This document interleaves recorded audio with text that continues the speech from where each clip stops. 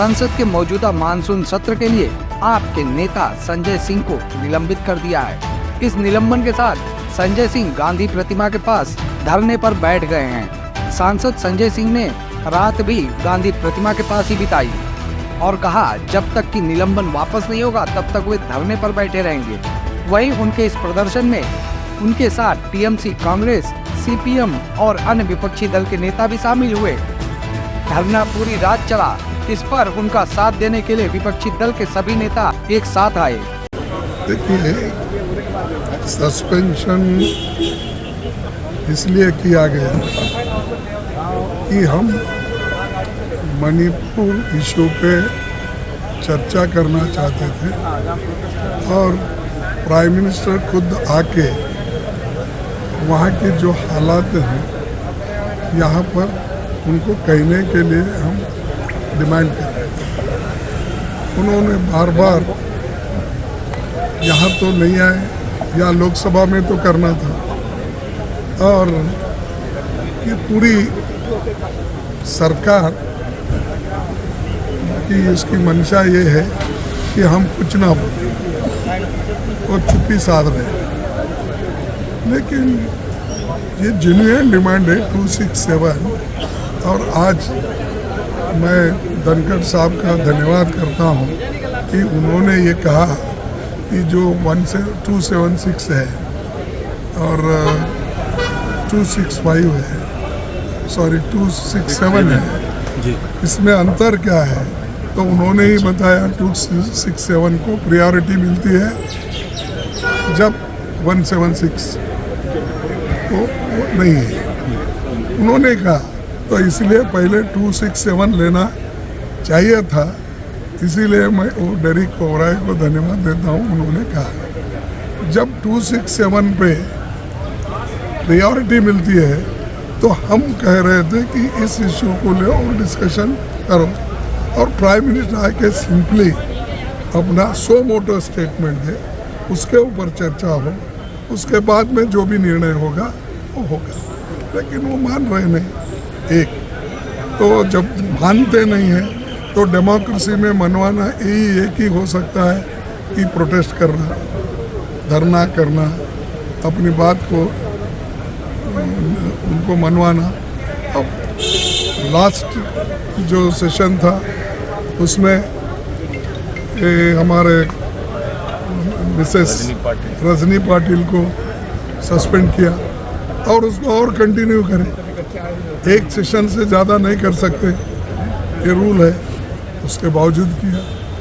फिर उसके बाद में संजय सिंह ने यही मुद्दा उठाया कि हमको चर्चा करने दो, चर्चा करने दो। सभी लोग, इंडिया के लोग उठ गए। तो जब इंडिया के लोग उठ गए तो उधर बीजेपी परेशान हो गई और वो बोले कि जो आदमी बात करता है वोकल है उसको पहले सस्पेंड करो। तो धनखड़ साहब ने खुद फैसला नहीं लिया। उन्होंने उधर से जब इशारा आ गया लीडर ऑफ द हाउस का, तब उन्होंने मन बना लिया और उन्होंने फिर दूसरी बार उन्होंने कहा आप मूव करो, मोशन मूव करें, 10 सेकेंड में उनको सस्पेंड करें। इसके बाद भी हम जाकर उनसे रिक्वेस्ट किए आप एक दिन के लिए कीजिए, सेशन चलने दो, अपनी बात को हम रखेंगे और आप भी आके नहीं माने। अब आखिरी दूसरा कोई नहीं है, गांधी मार्ग हम अपना रहे। यहाँ पर अब कल से यहाँ बैठे हैं तो इंडिया पूरा उनके सपोर्ट में है। तो इंडिया के एमपीज हैं, इन्होंने अब इंडिया का मेंबर सस्पेंड हुआ है, तो इसलिए इंडिया का अपोजिशन लीडर आया है। हमने बुलंद करने की कोशिश की है। वो भी अत्याचार, अनाचार, दुर्व्यवहार जो मणिपुर में हो रहा है और मणिपुर में जो ज्वलंत है प्राथमिकता होनी चाहिए, उस पर चुप्पी साध के उस पर नहीं बोलते या रिएक्ट करके 80 दिनों के बाद रिएक्ट करते हैं। तो भी जब सुप्रीम कोर्ट की सरकार मिलती तो वीडियो सरेआम आ जाता है, उसके बाद वो हरकतें करते हैं और उसके बाद जब जवाब देते नहीं बनता पार्लियामेंट के बाहर बोलते हैं। और जो हमारे अपने लोग, चाहे संजय सिंह हो, चाहे राघव चड्ढा हो, चाहे सुशील जी हो, चाहे जितने हमारे नेतागण खड़गे साहब सब लोग जब आवाज़ बुलंद करते हैं पार्लियामेंट में तो उनको उनके खिलाफ क्या क्या इल्ज़ाम लगाते हुए उनकी बातों को नहीं सुनना, दबाना और ये कहते कि विपक्ष चर्चा से भाग रहा है। अधूरा सत्य है, यहाँ पे विपक्ष चर्चा से नहीं भाग रहा है। विपक्ष नियमानुसार जो चर्चा होनी चाहिए, जिसके लिए इन्होंने 27 का नोटिस, हाँ 267 का जो नोटिस दिया हुआ है, जिसमें सरेआम सारे दिन पूरे पब्लिक के सामने चर्चा हो सकती है, पार्लियामेंट में जोर शोर से जरूरत पड़े तो वोटिंग भी हो सकती है। वैसी चर्चा से भागकर आज बात कर रहे हैं कि उसके 2.5 घंटे और 2 घंटे की चर्चा तो जहाँ कुछ देर सरकार बोलेगी, कुछ देर विपक्ष बोलेगा, तो फिर बात का समस्या का समाधान कैसे होगा। और उस बीच में सारे लोग जो आज सही मायनों में राष्ट्रभक्त हैं, राष्ट्र की आवाज़, अपने मणिपुर की आवाज़ उठा रहे हैं, उनको किसी न किसी बहाने ऐसा दिख रहा है कि बाहर किया जा रहा है, बाहर करने की कोशिश की जा रही है, उनकी आवाज़ को दबाने की कोशिश की जा रही है।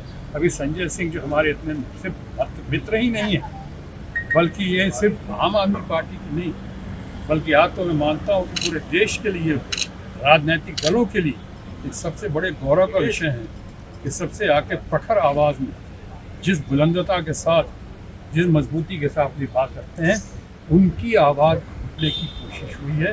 आप ये कहें उसी अन्याय के खिलाफ आज हमारे संजय सिंह जी, उनके तमाम लोग पक्ष आज बैठे हैं यहाँ पे धरना पे, और मैं उनके साथ अपना प्यार, अपनी सहमति, तो जिसे आप टीम इंडिया कह रहे हैं, प्रधानमंत्री कह रहे हैं, ईस्ट इंडिया कंपनी भी थी, बड़े शर्म की बात, इंडियन मुजाहिदीन भी है।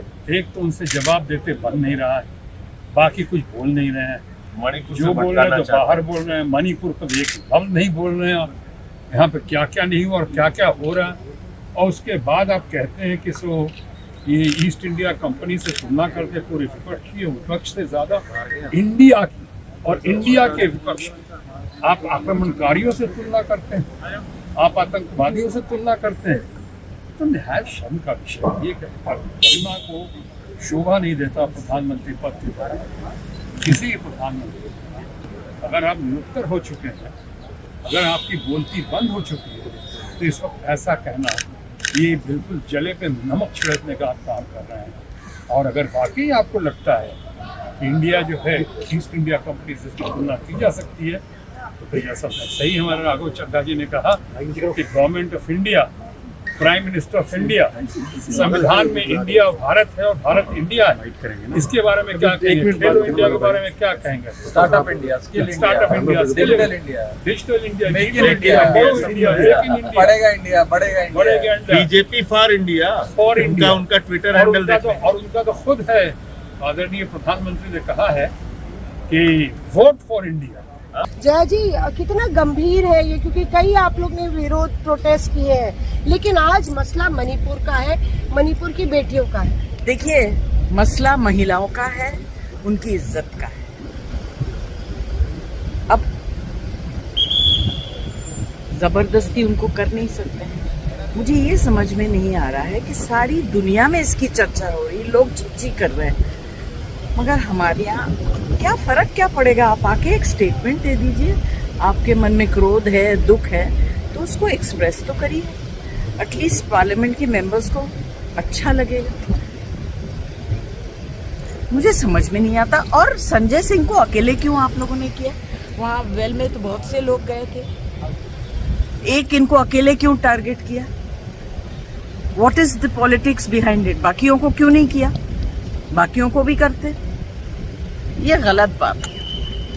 इतनी नाइंसाफी मैंने तो 18 साल में कभी नहीं देखा, पहली बार देखा। देखिए, आज से ये संजय जी का सस्पेंशन कह देना बेमानी होगा।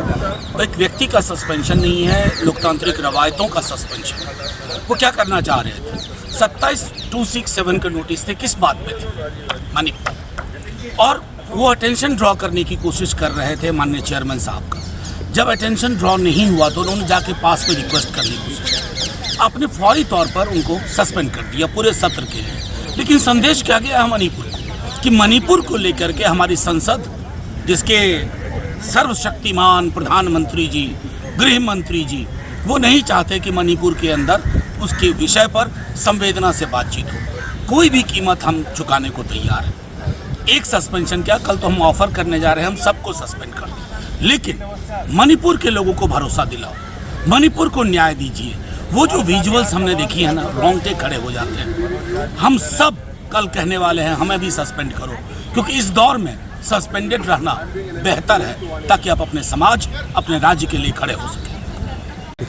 आज जिस तरीके से संजय सिंह जी को सस्पेंड किया है, वो फिर से दिखाता है कि इंडिया अलायंस होने के बाद भारतीय जनता पार्टी कितना बैकफुट पे है। जिस तरीके से हमने बार बार डिमांड कर रहे हैं कि मणिपुर पे चर्चा होनी चाहिए, प्रधानमंत्री मोदी जी को आकर जवाब देना चाहिए, बताना चाहिए कि अब तक मुख्यमंत्री पे किसी तरीके की कार्रवाई क्यों नहीं की। उनको बताना चाहिए कि गृह मंत्री इतने विफल क्यों रहे कि 80 दिन से ऊपर हो गए हैं, फिर भी वायलेंट घटना वहाँ पे चल रही हैं। जो महिला और बाल विकास मंत्री हैं, इतने जघन्य अपराध महिलाओं पे हो रहे हैं। खुद मुख्यमंत्री ने कहा 100 से ज़्यादा FIR है, तो वो वहाँ पर मणिपुर क्यों नहीं गई? तो ये सारे सवाल का जवाब प्रधानमंत्री की जिम्मेदारी बनती है देने की, और हमारे सबका विपक्ष का यही मानना है कि आप चर्चा करिए, पर चर्चा की शुरुआत प्रधानमंत्री जी करेंगे।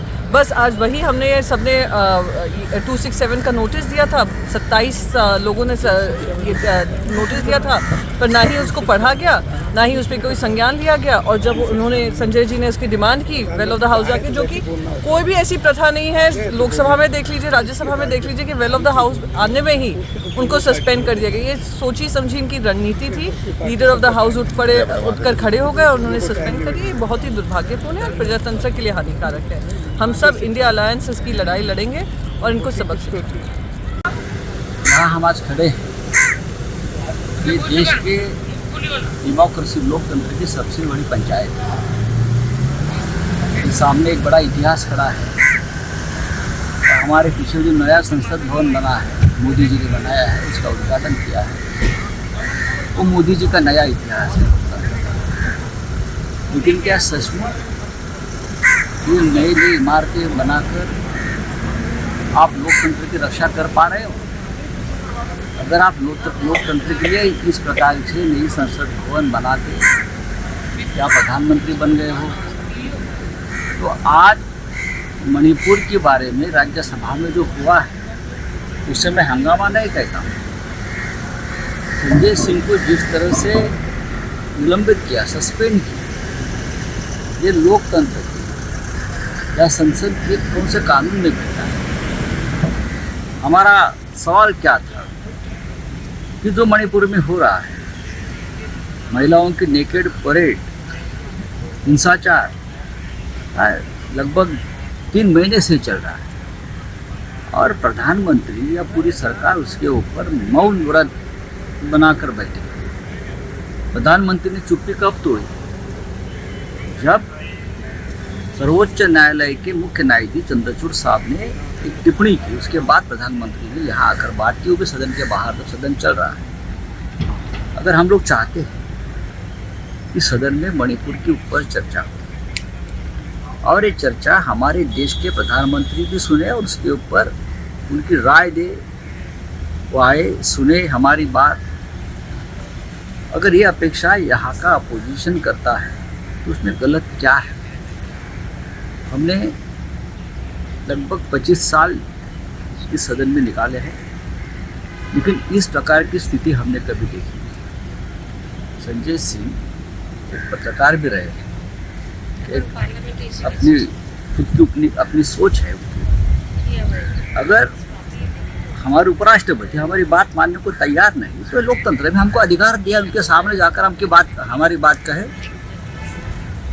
बेडर होकर, निर्भय होकर संजय सिंह सामने चले गए तो उनको निलंबित कर दिया।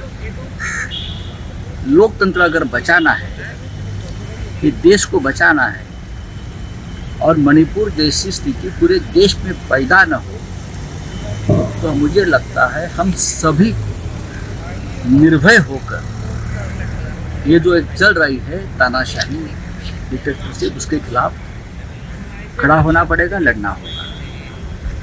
चाहे संजय सिंह हो, चाहे संजय राउत हो, चाहे और कोई हो, हमको कुचलने की कोशिश करेंगे, लेकिन हम डरेंगे नहीं, हम लड़ते रहेंगे, देश को बचाएंगे।